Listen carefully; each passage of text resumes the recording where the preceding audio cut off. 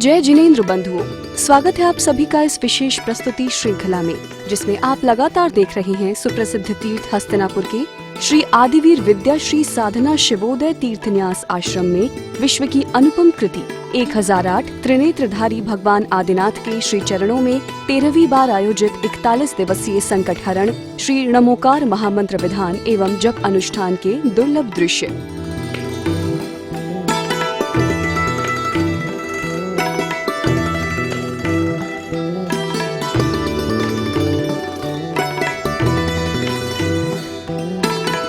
राष्ट्र संत श्वेत पिच्छाचार्य श्री विद्यानंद जी मुनिराज के पावन आशीर्वाद से नमोकार ध्यानी गणिनी आर्यका श्री विद्याश्री माता जी एवं ज्योतिर्विद आर्यका रत्न श्री विधाश्री माता जी के पावन सानिध्य में अनुष्ठान अध्यक्ष एवं संयोजक जिन भक्त बाल ब्रह्मचारी इंद्र कुमार इंद्र भैया जी के कुशल निर्देशन में और बाल ब्रह्मचारिणी रज्जो दीदी, रजनी दीदी एवं संध्या दीदी की उपस्थिति में सानंद संपन्न हो रहा है।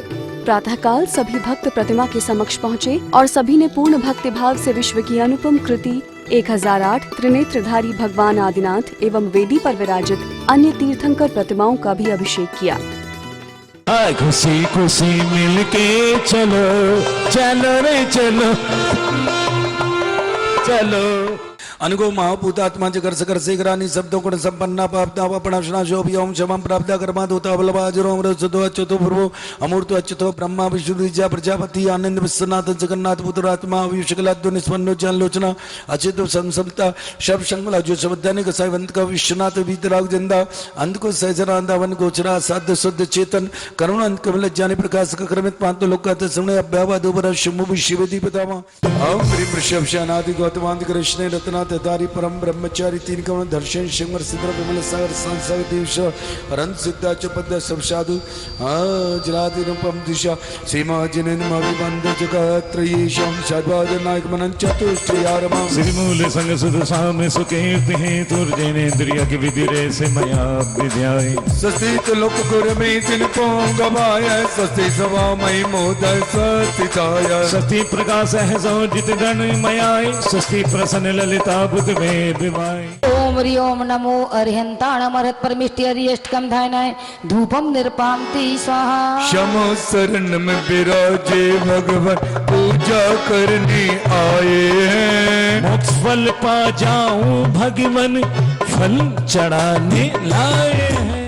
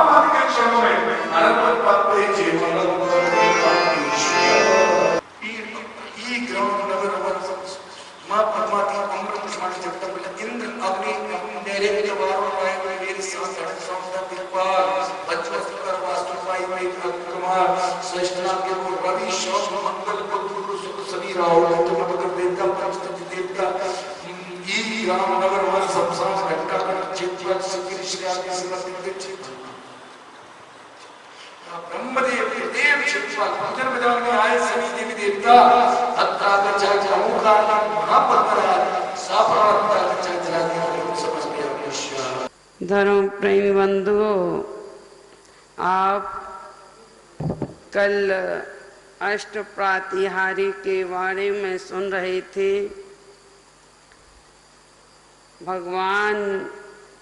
भगवान अरहंत के तीर्थंकर अरहंत के अष्ट प्रातिहारी होते हैं।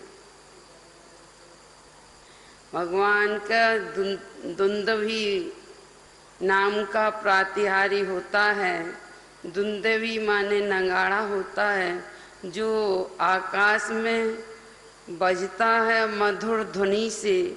तो तीनों लोगों की उसकी मधुर ध्वनि को सुनने के लिए तीनों लोकों के प्राणी सुनने के लिए आते हैं और मानो वह धुंधवी आकाश में बजते हुए सारे भूमंडल को गुंजायमान करता हुआ वह धुंधवी बाजा अर्थात नगाड़ा सत्समागम का कि यहाँ आओ आओ हे भव्य जीवो, यहाँ धर्म की चर्चा हो रही है।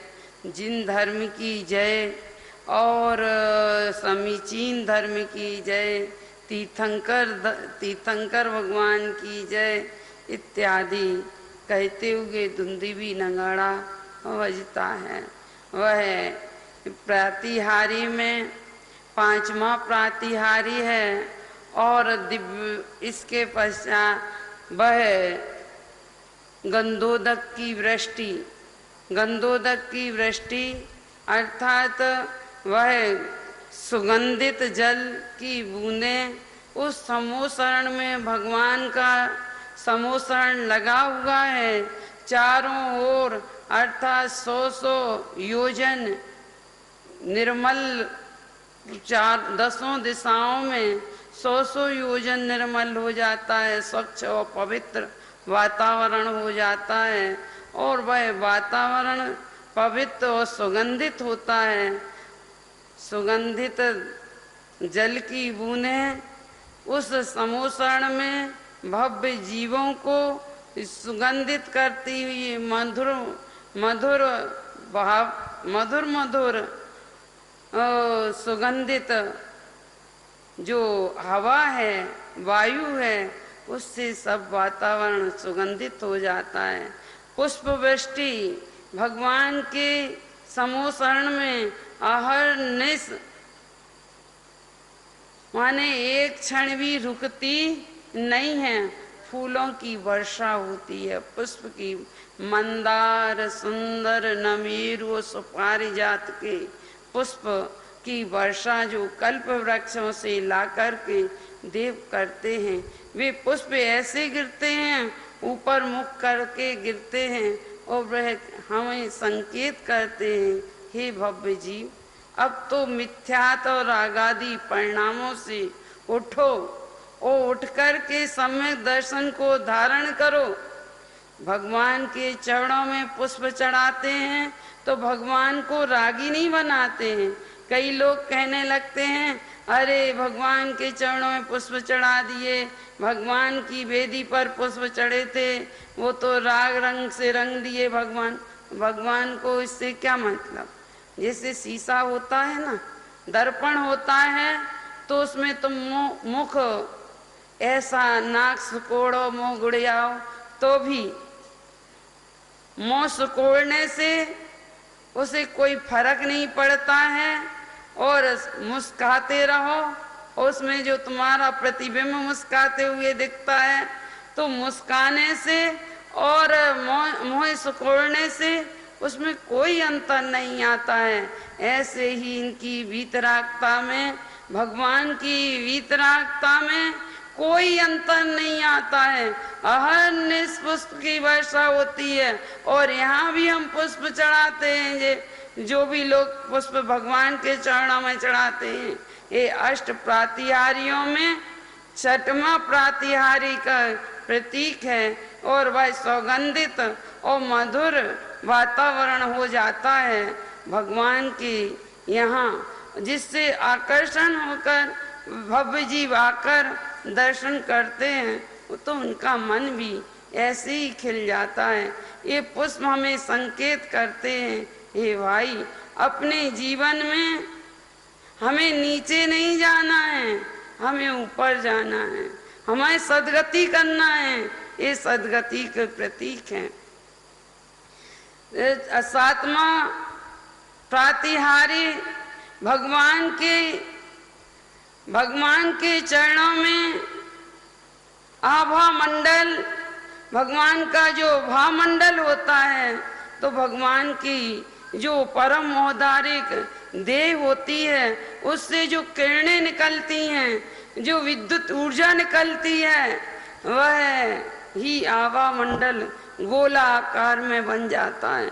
वह गोलाकार में उनका आभा मंडल इतना स्वच्छ और पवित्र है कि असंख्यात सूर्य एक साथ यदि प्रकाशित हों तो भी वह फीके पड़ जाते हैं उनके आभा मंडल में।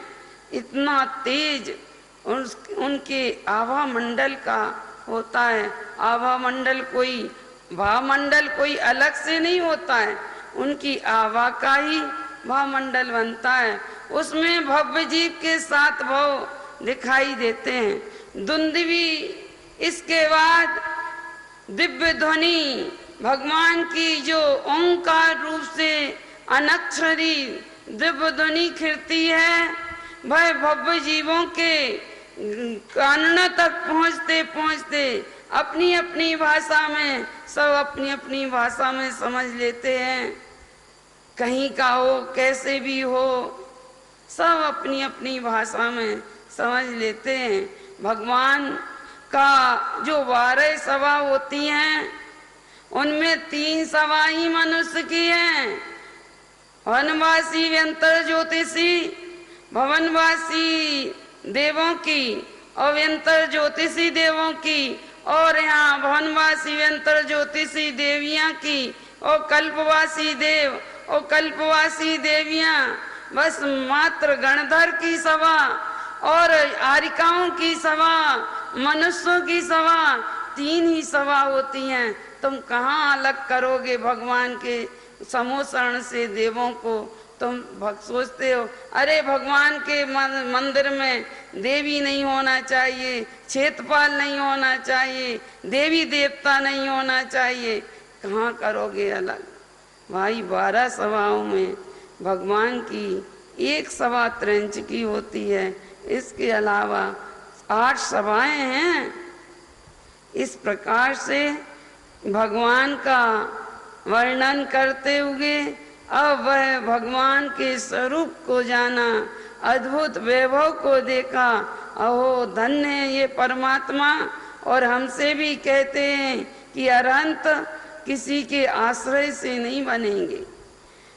अरहंत के अन्य तो साधन हो सकते हैं, हम अरहंत बनने में बोध दे सकते हैं, लेकिन ये अरहंत परमात्मा कह रहे कि हम तुम्हें अरहंत नहीं बना सकते हैं, अरहंत तो तुम्हें ही बनना होगा। तो कैसे बनना होगा? इन शब्दों के साथ कल बताएंगे कि कैसे बनना होगा, कैसे अरहंत बनेंगे हम। कल विधि बताएंगे। इन शब्दों के साथ आपको बहुत बहुत आशीर्वाद। जय बोलो महावीर भगवान की। परम गुरु परमाराध्य शिवगिरवासी आदिनाथ भगवान की जय हो। महानुभाव, इस महामंत्र के पाठ में और इस महामंत्र नमोकार में समस्त जिनागम समाहित है। ये कहने भर की बात नहीं है, ये सत्यता है। आप एक बार अंतर मन से नवोकार मन का जाप कीजिए। अंजन तो निरंजन बन गया था, आप भी नहीं बच पाएंगे। जीवन में नमोकार मंत्र की आराधना का आप संकल्प लो, चाहे एक ही माला क्यों ना फेरो। मुझे लगभग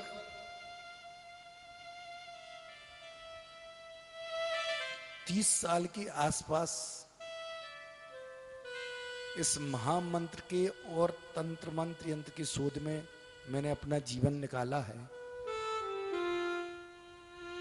और जो महामंत्र में अतिशय चमत्कार है, उसको बताया नहीं जा सकता है, न इसको आपको सिखाया जा सकता है। कुछ लोगों की बातें आई कि भैया जी कुछ नवोकार मंत्र के बारे में आप सिखाओ। महानुभाव, कहीं भी कुछ सीखना हो तो बड़ी विनय और हृदय में श्रद्धा और भक्ति लेकर ही सीखा जा सकता है। और एक लब्ध के बाद शायद मैं ही ऐसा हूं जिसने इन दिगंबर जिन मूर्तियों से मंत्र लिए हों और उनको जाप करके और उनको गुरु बना करके मैंने इस महामंत्र की और अन्य मंत्रों की आराधना की है। महानुभाव परम पूज्य गणनीय आर्यिका विद्याश्री माता जी सम्यक और नमोकार मंत्र के बारे में आपको बताएंगी। और जो पुण्यशाली व्यक्ति होंगे वो आश्रम में जरूर आते हैं, और आश्रम में आकर भी वही पुण्यशाली बहुत कम सीख पाते हैं। हम लोग स्वर्गों जैसे आनंद का अनुभव करते हुए धर्म ध्यान करते हैं। महानुभाव, इस आश्रम में मैं ये दावे के साथ कह सकता हूं, कोई मिथ्या दृष्टि जीव प्रवेश नहीं कर सकता हमारी आश्रम में। हम लोग की आराधना जो साधना है, चाहे हम हों, पूजनी माता जी हों, चाहे हमारी बहनें हों, हमारा सुबह 2 बजे, 3 बजे और 4 बजे सुबह होती है, और हमारे यहाँ की रात्रि 11 बजे होती है। हम लोग अनवरत धर्म ध्यान में और आनंद के साथ दोपहर के 1-2 घंटा बंद कर देते हैं, थक जाते हैं तो विश्राम समय का आदि विश्राम ही में करते हैं। तो महानुभाव, इस महामंत्र में जो चमत्कार है कि पतित को पावन बना सकता है, आपकी आत्मा को परमात्मा बना सकता है। माता जी आपको इसके बारे में बताएंगी। आप सब लोग इस महामंत्र को आत्मसात करो, यह आपको वो देने वाला है जो आज तक किसी ने नहीं दिया। चाहे मन से जपो, चाहे बेमन से जपो, चाहे कैसे भी जपो। तो दर्शकों, इसी के साथ अब वक्त हो चला है आपसे विदा लेने का। जय जिनेंद्र।